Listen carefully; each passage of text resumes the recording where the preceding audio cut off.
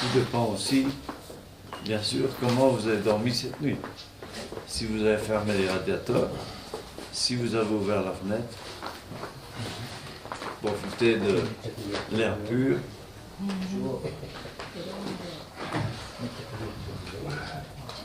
Hiver comme été, moi je l'ouvre grand livre. Il n'y a pas de chauffage dans ma chambre, jamais, jamais. Et quand j'avais les enfants, c'était pareil. Même les bébés, il faut les mettre dans une chambre non chauffée. Bien couvert, bien sûr.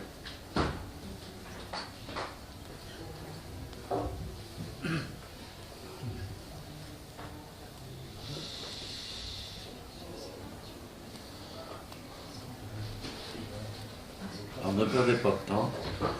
Travaillez. Il faut faire le self-service nettoyage.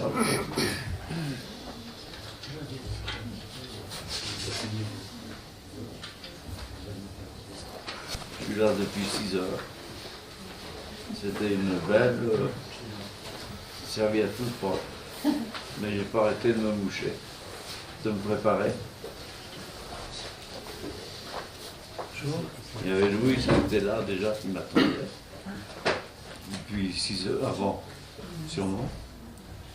Ensuite, le jeune homme est arrivé, comme hier.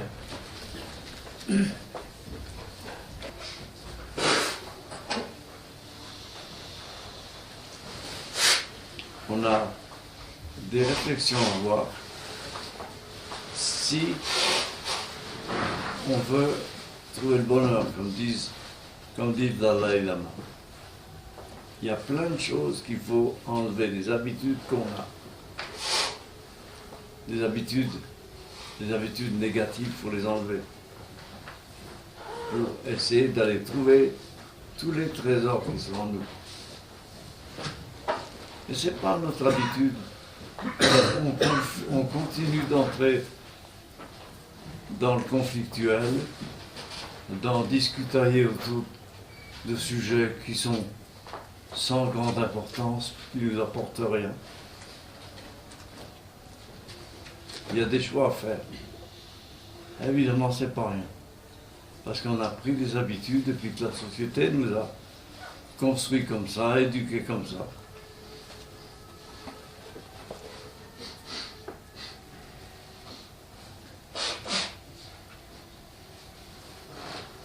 Il faut refaire une sélection de ce qu'on est. Tout revoir.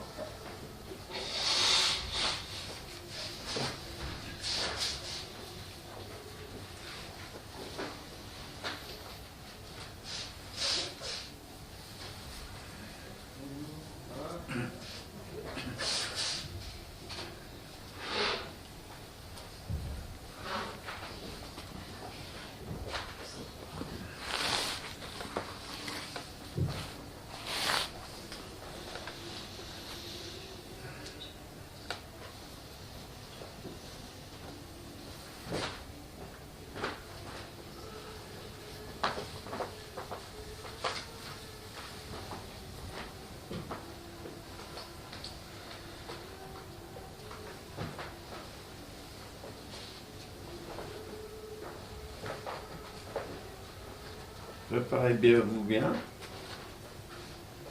Ah, tout à l'heure, voyez le pranayama. Pour bien faire un nettoyage général. Le matin, la voie des rails, elle est encombrée. Surtout que la nuit n'a pas été propice souvent. Les gens gardent le chauffage la nuit. Il faut donc prendre l'habitude de dormir été comme hiver. Fenêtre ouverte, bien sûr. Quand on habite Paris, c'est pas possible. Moi, je ne vais plus au Festival de Paris à cause de ça. J'ai refusé d'y aller. Tant pis pour la gloire, le succès. On m'avait mis dans un 4 étoiles. Impossible de dormir un bordel terrible. Un 4 étoiles. Qu'est-ce que ça va être dans les 0 étoiles? Il y avait des gens qui hurlaient dehors. J'étais obligé de fermer la fenêtre. Toute la nuit, des gens qui se regulaient dehors. n'était pas l'été. J'ai pas compris. Chez moi, ça n'existe pas, je suis dans la famille. Ça fait. Et j'ai pas pu dormir pendant tout le temps du festival. Donc j'ai dit, j'irai plus. Et je suis plus allé. Tant pis pour la gloriole.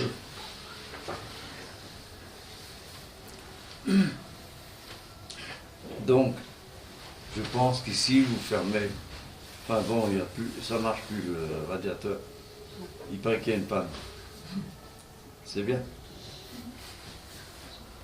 La nuit, fermez le radiateur. Ouvrez la fenêtre. On est en montagne, non? L'air est pur. Il y aura moins d'encombrement. Par contre, restez bien couverts, bien sûr. Je n'ai pas dit de coucher sur le balcon, tout nu.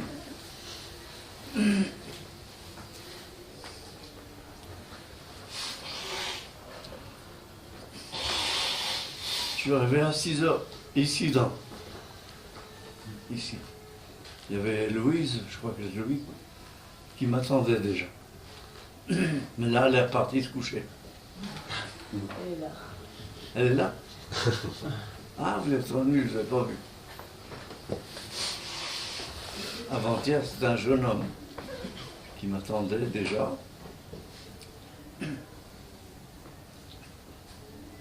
Donc, le soir, fermez le radiateur, ouvrez la fenêtre. Si vous voulez, hein, je vous oblige avec aucun fusil dans le dos.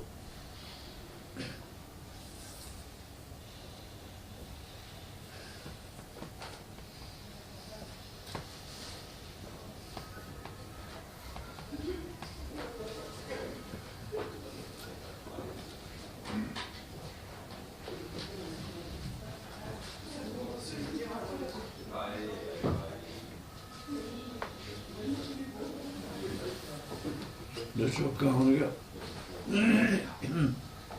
3 fromages sacrés, comme quand on entre dans une église.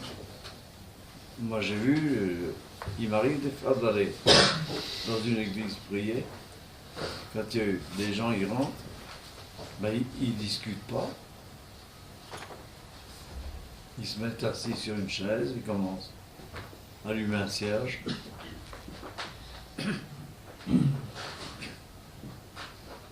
Joe Kang, avec tout ce qu'il y a autour, de sacralisé, de comportement.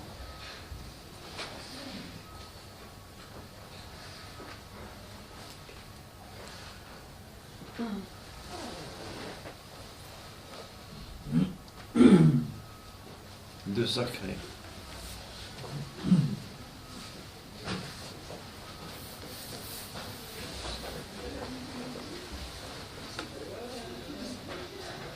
Ensuite, Siddhasana. Encore une action sacrée.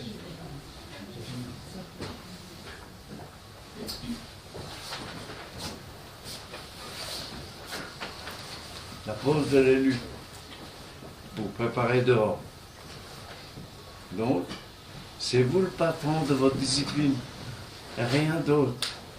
Ça n'est pas l'ignorance, ni les samsaras qui doivent vous mener par bout du nez. Pour quitter l'ignorance, il faut quitter les samsaras, les démons déguisés, pour aller dans l'état d'esprit. Donc il y a plein de choses à modifier dans nos comportements. C'est vaste. Et comme dit Dalai Lama, c'est le chemin de la clé du bonheur. Mais de quel bonheur il veut dire? Essayons de réfléchir de quel bonheur il parle.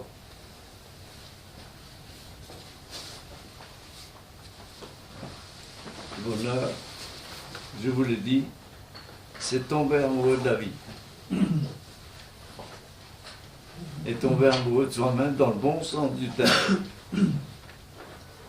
Donc, on aime forcément les autres.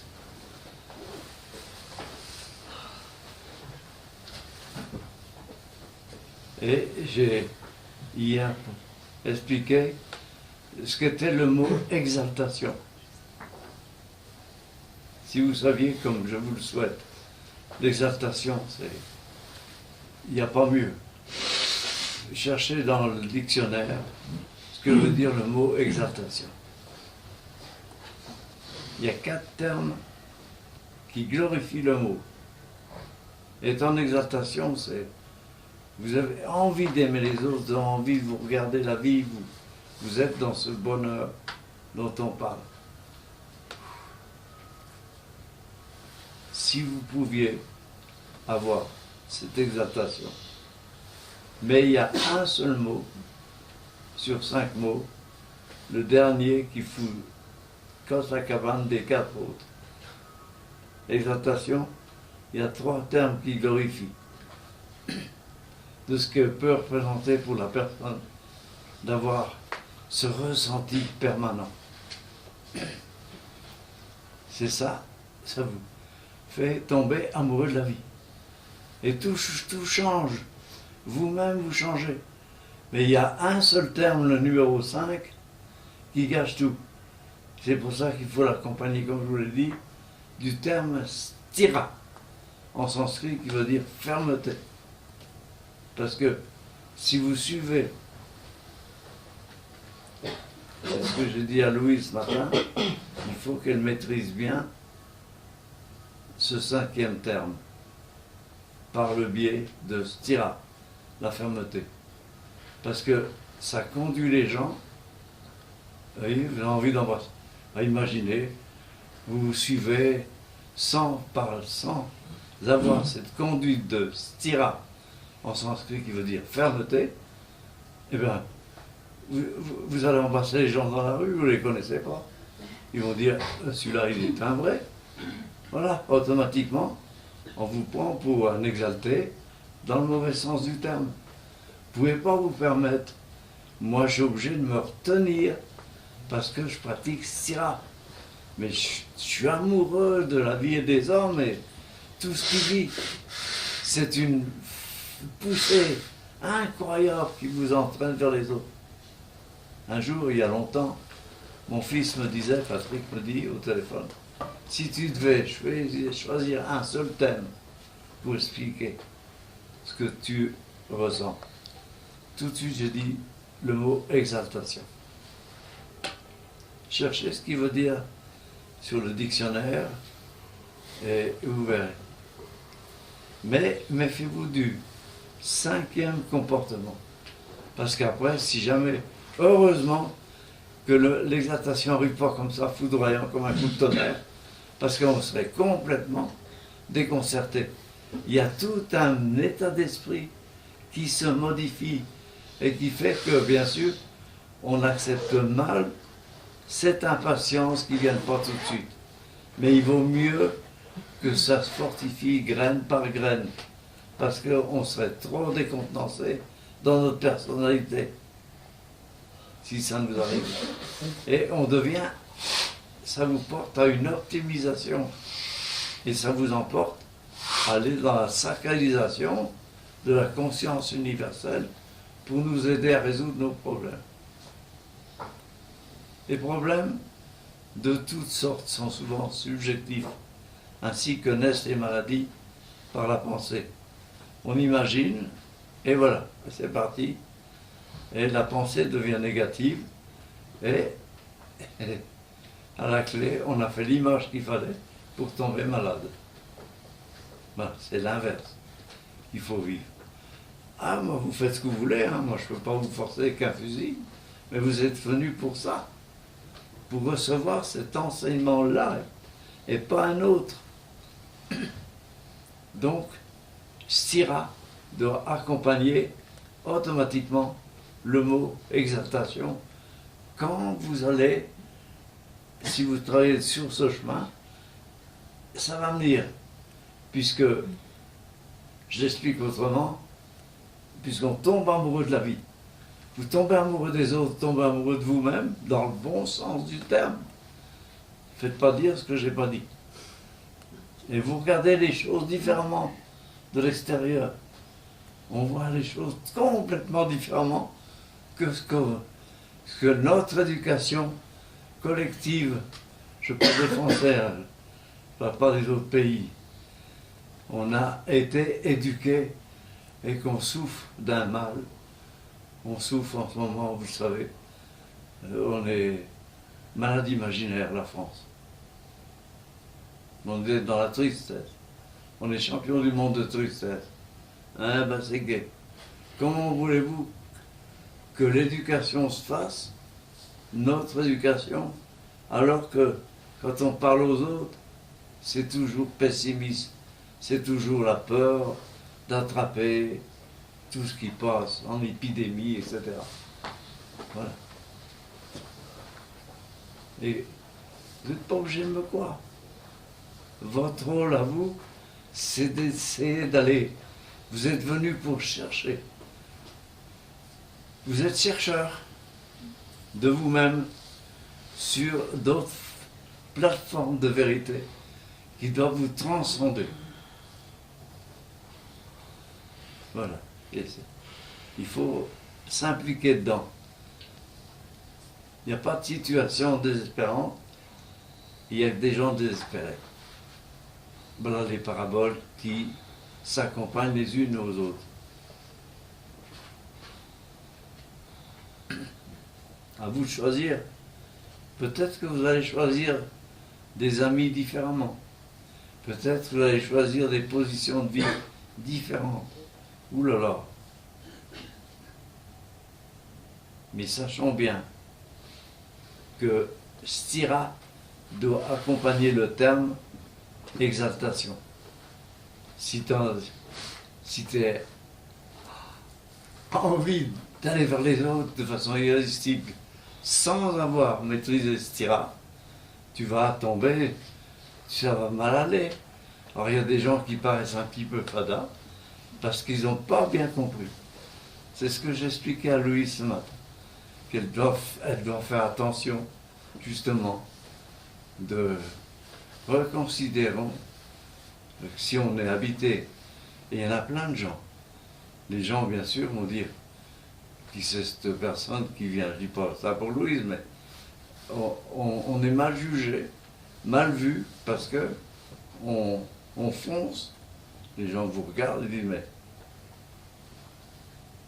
celui-là, ce mec il est timbré. Ben oui, parce qu'il a l'air de réagir inconsidérément, victime de son exaltation intérieure. On dit, il y a des cases de vide, alors on s'en méfie, on porte un jugement sur lui et on le rejette. Parce que il n'a pas compris qu'il fallait garder le terme stira. Tu ne peux pas embrasser les gens dans la rue que tu ne connais pas, ni leur sauter dessus pour leur parler, faire part de tes sentiments. Les gens disent, il a une case de vide, et ils en rajoutent, et ils fuient, ça leur fait peur. Et naturellement, la personne se sent inconsidérée. Ça aggrave sa situation. Bien sûr, j'ai l'avantage, si vous voulez, d'un côté, d'avoir vécu, d'avoir été marié à une femme médecin psychiatre. J'ai travaillé avec elle bénévolement pendant au moins largement une dizaine d'années. Patrick est infirmier psychiatre. Je l'ai poussé, ainsi qu'elle, mon ex-femme, l'a poussé à faire des études à l'hôpital de Moulins, qui est la plus stricte de France. Alors on est habitué de voir. Mais ça ne nous fait plus peur. Ça ne nous fait pas peur des gens qui sont un peu excessifs et qui nous font changer de trottoir. Au contraire, on sait qu'ils ont été mal habités, qu'il s'est passé quelque chose. On a envie de les aider, on a les moyens de les aider, sans se faire peur. Donc, vous comprenez.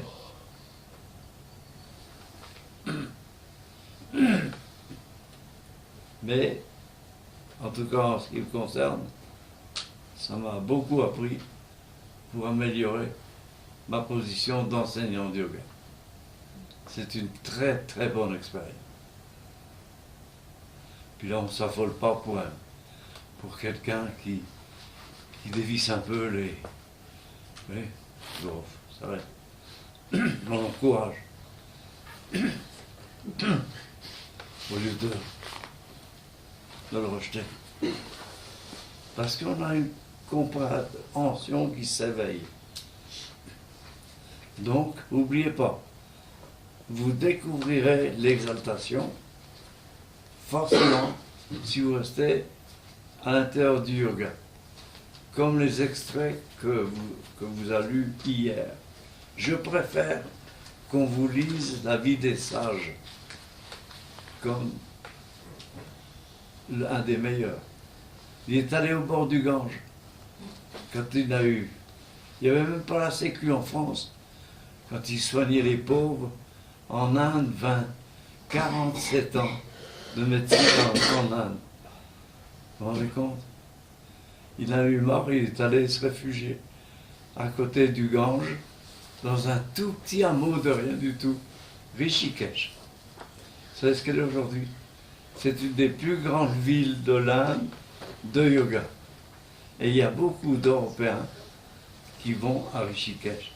C'est devenu une ville, tout s'est construit grâce à l'œuvre de Shivananda.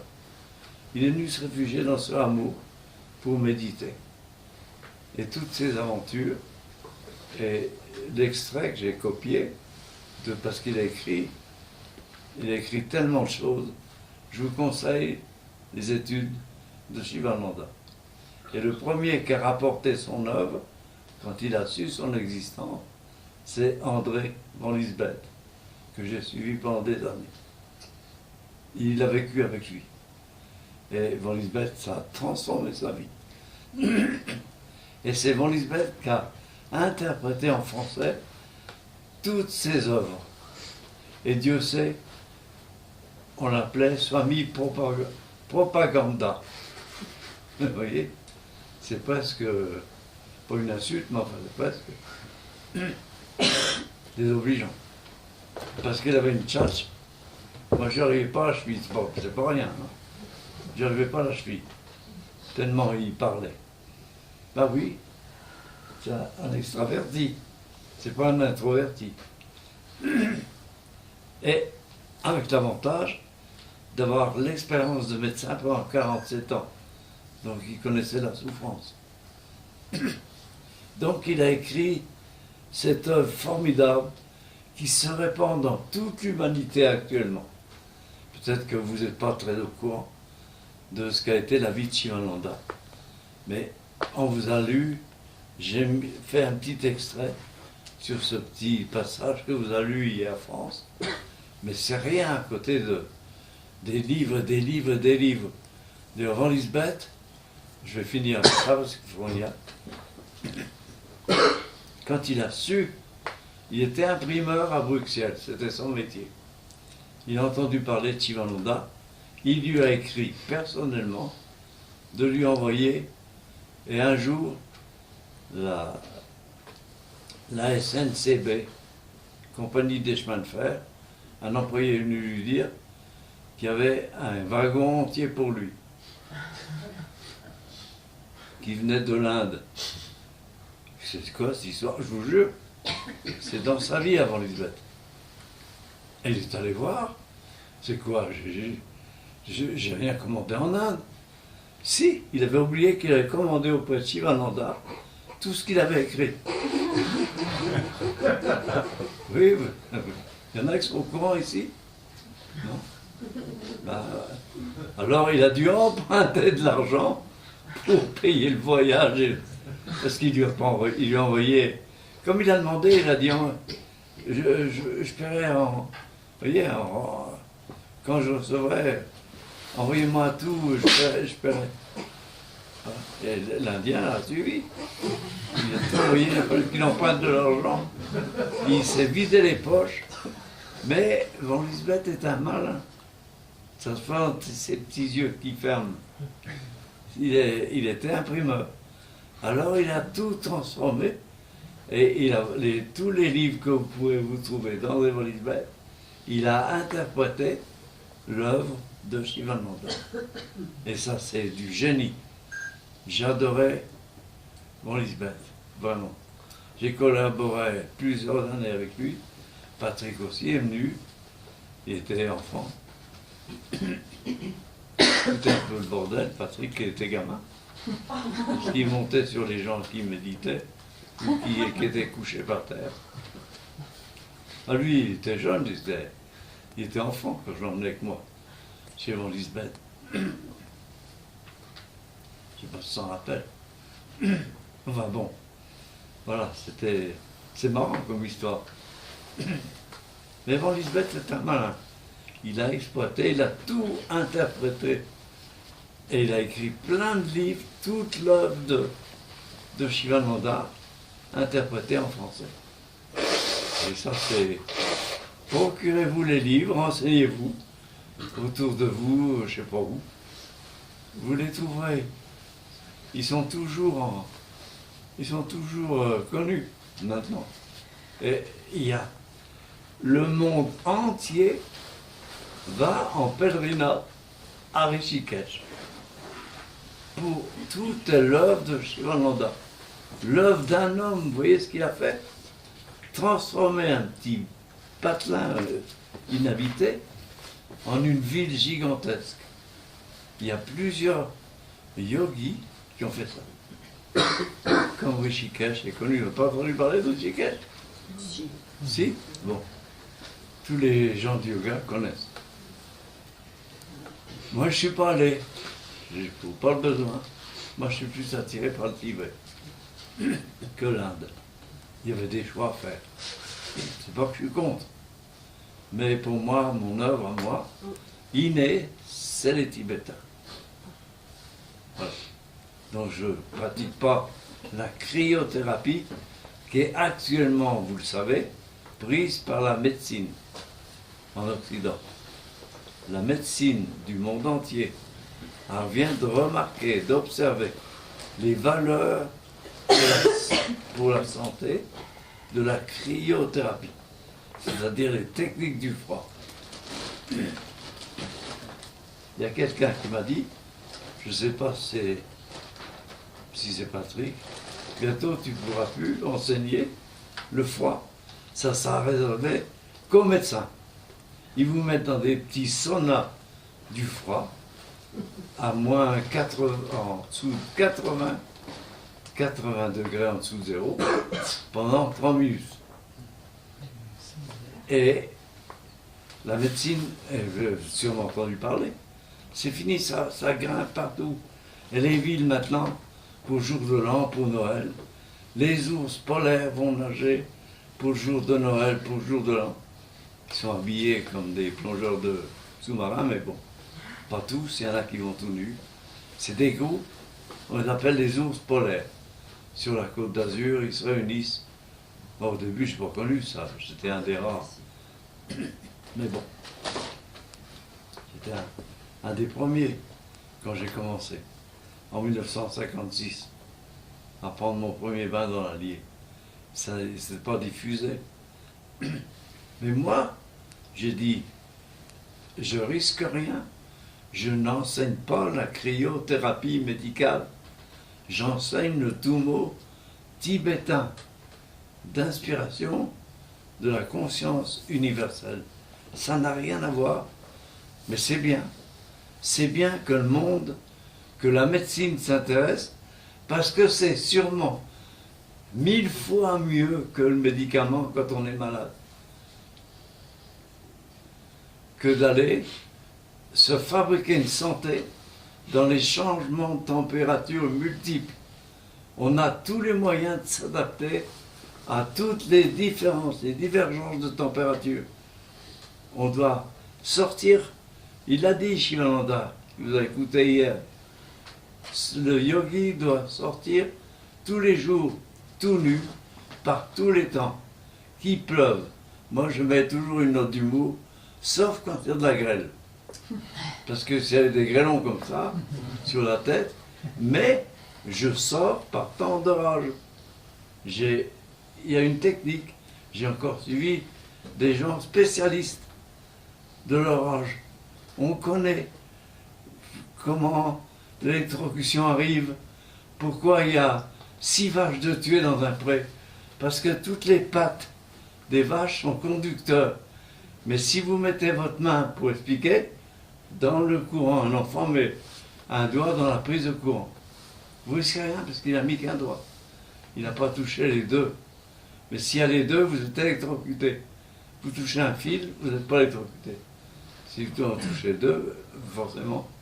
Donc si on met... Donc c'est pareil pour la foudre. Il faut courir, c'est pas facile, sans déplacer l'air. Il faut trottiner un pied à la fois, pas les 2 pieds en même temps par terre. Il ne vous faut pas non plus rester au milieu d'un pré, immobile, parce que vous attirez la foudre, les 2 pieds par terre. Oui, tout ça est connu. J'ai travaillé avec des scientifiques qui expliquent le tout. C'est pour ça que souvent les fermiers, ils ont 6 vaches sur un troupeau, parce que la foudre, elle tombe dans le troupeau, et hop, puis elle suit les ruisseaux d'humidité, donc le sang. 4 pattes par terre, ça y est. Alors comme les vaches se mettent toutes les unes près des autres, il vaut mieux, quand vous courez, alors moi des fois, vous allez Maurice, ben, il y a un orage carabiné dehors, ça va pas, je dis, je vais dans mon pré, faire le tour du pré. Je peux venir avec vous? Il y a des filles qui me disent, ou des garçons, oui. Mais elle court à côté. Je dis, allez-vous-en, restez pas près de moi, ça va attirer la foudre. Mais ils ont peur, ils viennent coller contre moi.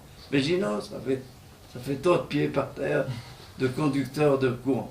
Il fallait le savoir. Oui. Alors, ne vous mettez jamais sous un chêne, vous pouvez vous faire électrocuter. Mais dans la forêt, pourquoi l'orage choisirait votre chêne où vous êtes? Dans une forêt de chênes, il y a 500 chênes. Pourquoi? Mais un seul chêne, il ne faut jamais se mettre dessous quand il y a un orage. Parce que l'arbre attire la foudre. Il fallait le savoir aussi. Il y a plein de choses qu'on fait par ignorance. Et j'apprends aux gens à courir moi-même sans déplacer l'air, parce que le déplacement d'air favorise la continuité du courant de la foudre. Mais je peux vous dire que vous êtes sorti de chez vous, et bien vous êtes dans le désert. Là vous êtes, il n'y a plus de sécurité. Des éclairs, le tonnerre tombe de tous les côtés. Qu'est-ce qu'on a? Vous n'êtes pas dans un oasis. Alors je mets, pour terminer, parce que je pourrais parler longtemps, j'ai fait les deux. L'oasis et le désert sont inséparables. Ils sont complémentaires. Tu ne peux pas vivre dans le désert complètement. Tu as besoin de l'oasis. Mais ne reste pas trop dans l'oasis, car tu vas pourrir dedans. L'oasis, c'est les filles, c'est les fleurs, c'est l'eau. Il y a le confort. Quitte l'oasis confortable et va dans le désert. Après, tu reviendras dans l'oasis.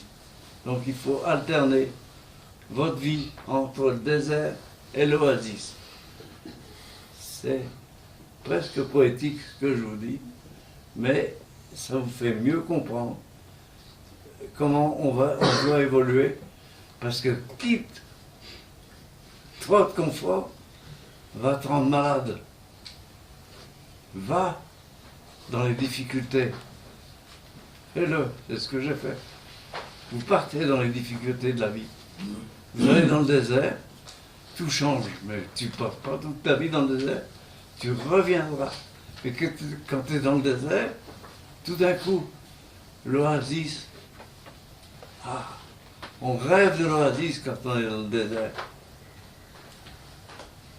Parce que on n'appréciait même plus, on ne voyait plus l'oasis quand on vit dedans tout le temps. Donc le confort bourgeois qu'on a, on ne fait même plus attention. Alors quittez ce mode confortable et va te tester dans le désert, dans les difficultés. Va, déshabille-toi par tous les temps, tous les jours un petit peu, sauf quand il y a de l'orage, je dis avec humour. à cause de la grêle est possible, ou alors tu cours d'une certaine manière. Ça, c'est ma vie. Et je le fais. Et c'est pas confortable. Mais qu'est-ce que tu apprécies l'oasis quand tu rentres. Mais on ne voit plus l'oasis parce qu'on vit dedans. Dans le confort, dans la bourgeoisie, dans la sécurité, avec le menu frottin des habitudes, où on parle de tout et de rien, pour rien dire. On vit rien, on ressent rien. Voilà. Et on y va? Allez.